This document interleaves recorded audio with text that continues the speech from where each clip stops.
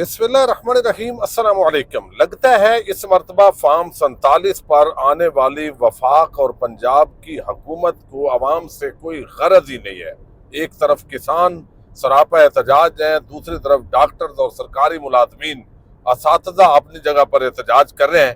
तकरीबन 13 दिन से लाहौर चेरंग क्रॉस पर डॉक्टर्स और पैरा मेडिकल स्टाफ का धरना जारी था, लेकिन पंजाब हुकूमत टस से मस नहीं हुई। चूंकि मसला ही कोई नहीं है, आप जो भी मामला है कम अज कम कोई दलील हो आपकी तो वो आप सामने आए और डॉक्टर्स के साथ बात करें। और पहले जमहूरी हुकूमतों के अंदर इस तरह होता है, लेकिन बिल आखिर आज तंग आमद बजंग आमद डॉक्टर्स और पैरा मेडिकल स्टाफ जो है वो चेरंग क्रॉस से उन्होंने अभी लाहौर वजीर आला हाउस की तरफ मार्च किया है। वहां पुलिस के साथ इस वक्त शदीद तसादम शुरू हो चुका है, गिरफ्तारियां हैं, कौन कौन जख्मी हुआ है, कुछ आम तफसीलात आपके सामने रखनी है। और मरियम नवाज हुकूमत किस तरीके से अवाम के अंदर अपनी साख मुसलसल मजीद खो रही है, इसका भी तजिया करेंगे।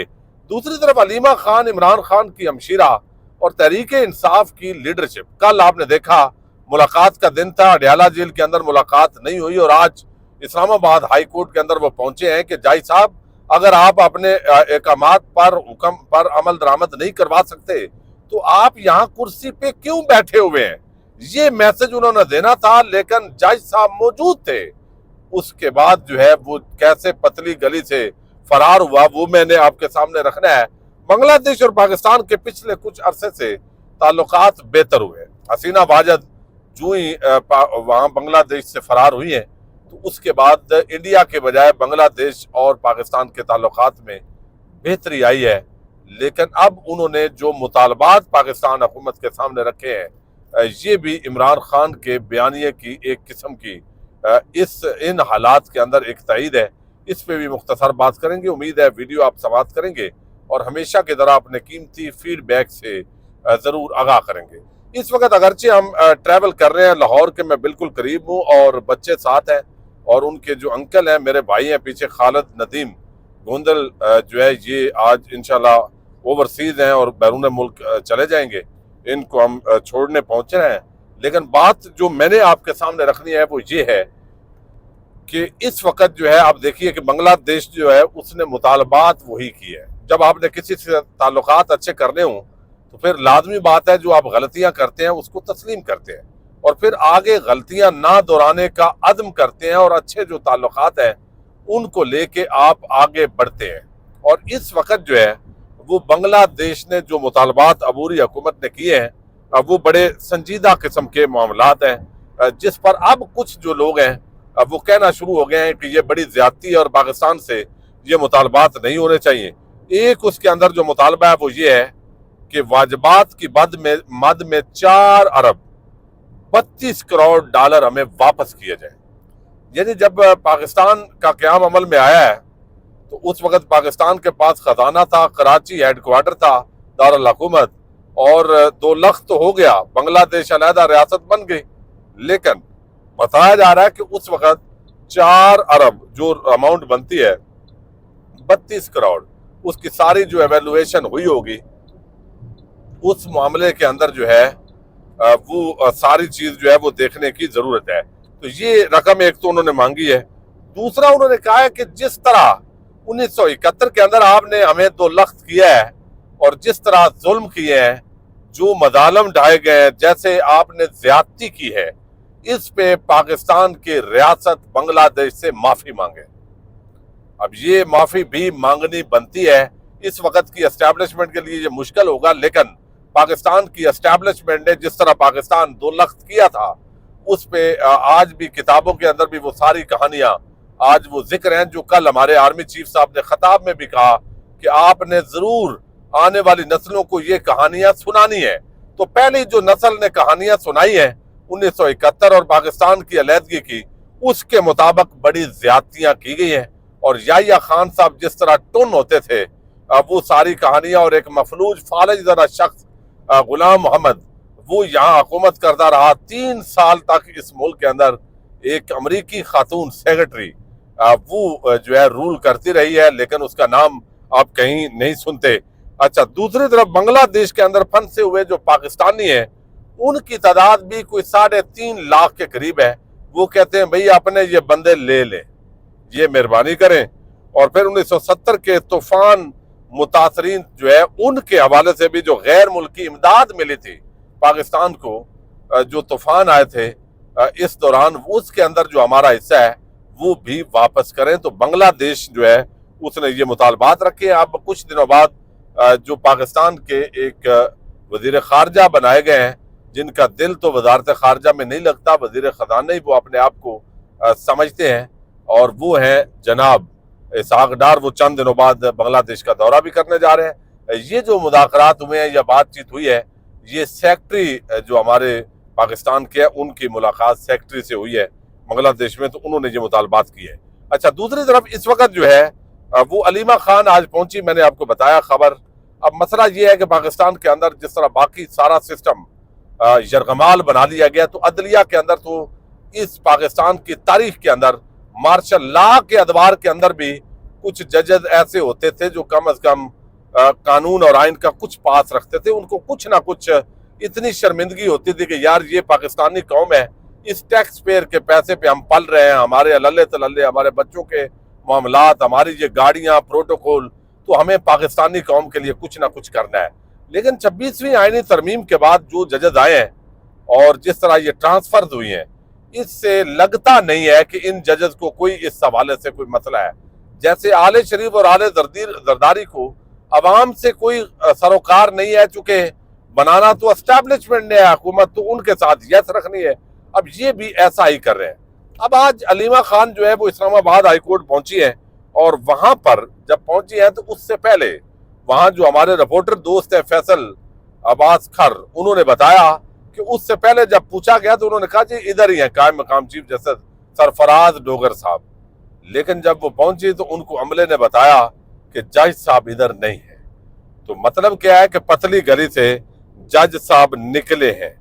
اب یہ بات جو ہے وہ سامنے آ رہی ہے، اور اس معاملے کے اندر جو ہے وہ بتایا گیا ہے کہ جہاں پر چیف جسٹس چیمبر کے اندر عملے نے بتایا کہ جج صاحب موجود ہی نہیں ہے. اب یہ ایک طرف حالات ہے کہ جب جج کو پتا ہو کہ انصاف لینے کے لیے میرے پاس آنا ہے اور وہ جج ہی وہاں ہوتے ہوئے بھی نظر نہ آئے، تو کتنے افسوس کا مقام ہے. یعنی آپ یوں سمجھیے کہ جج فرار ہو جائے، اگر کنڈیشن ایسی بن جائے تو پھر ان کو کیا کہا جائے. جب کوئی ٹوٹ کڑچھا چمچا جب بات کر رہا ہوتا ہے تو بڑا غصہ ہوتا ہے، لیکن حالات ایسے ہیں پاکستان کے، جذبات کو کنٹرول کرنا پڑتا ہے، ورنہ پیکا اور فیکا ایکٹ جو ہے وہ اس وقت گھوم رہے ہیں. تو سرفراز ڈوگر اور باقی جتنے ججز ہیں، بظاہر ایسے لگتا ہے کہ اسلام آباد ہائی کورٹ میں وہ انصاف کو روکنے کے لیے، انصاف میں تاخیر کے لیے بیٹھے ہیں. یہ ان کا کریڈٹ ضرور جاتا ہے کہ وہ آئین اور قانون کے مطابق ایسے فیصلے دیں گے جو لوگ قاضی فائد عیسیٰ اور جو عامر فاروق نامی کردار ہیں ان کو بھول جائیں گے. یہ حالات اب ابتدا میں شروع ہو گئے ہیں. دوسری طرف آپ دیکھیے کہ آج 13 دن سے میڈیکل اور پیرا میڈیکل جو سٹاف ہے، ڈاکٹر نرسز، وہ احتجاج کر رہے ہیں. چیرنگ کراس کے سامنے مال روڈ پر یہ احتجاج جاری تھا، لیکن حکومت ٹس سے ماسی نہیں ہوئی.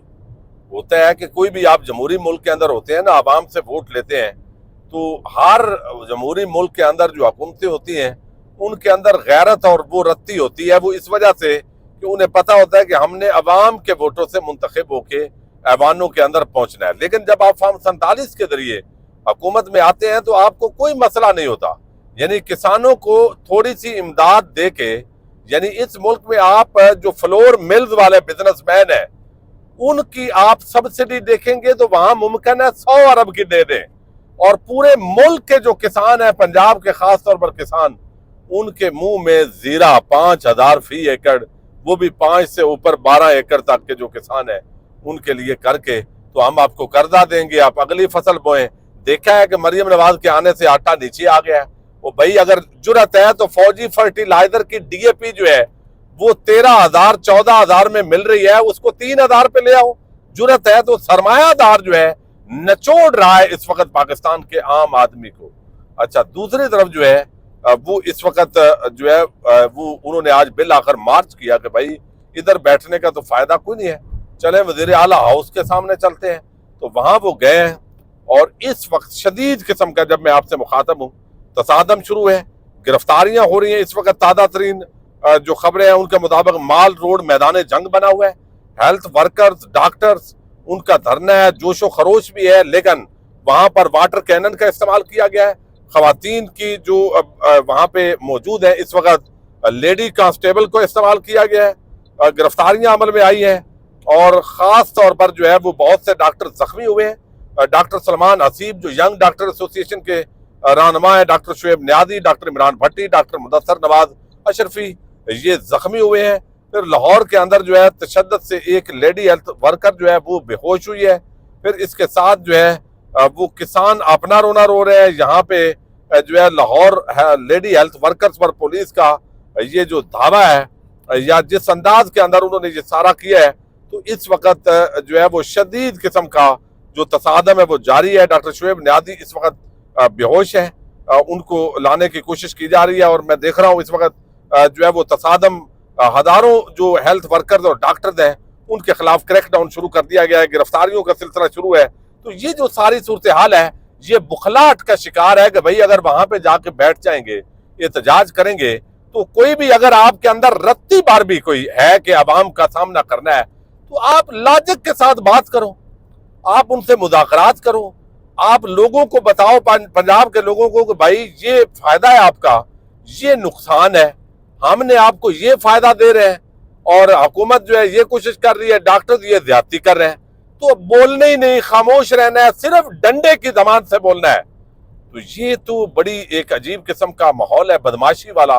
वफाक के अंदर कोई आप पर एहतजाज करे तो आप वहां पे गोलियां चला दें, कोई पंजाब में आए आप उसका एहतजाज ना होने दें, कोई किसान, टीचर, मेडिकल स्टाफ जो भी सब सड़कों पे है।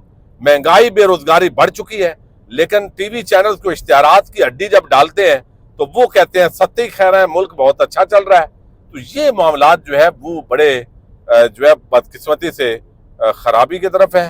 अब मेरा ख्याल है जो अवैस गुंदल है, ये मेरा भतीजा है जो सफेद कपड़ों में है, ये थोड़ा सा अब चाहता है गपशप लगाई जाए, तो आप अपना फीडबैक से जरूर जो है वो आगाह कीजिएगा। पाकिस्तान जिंदाबाद।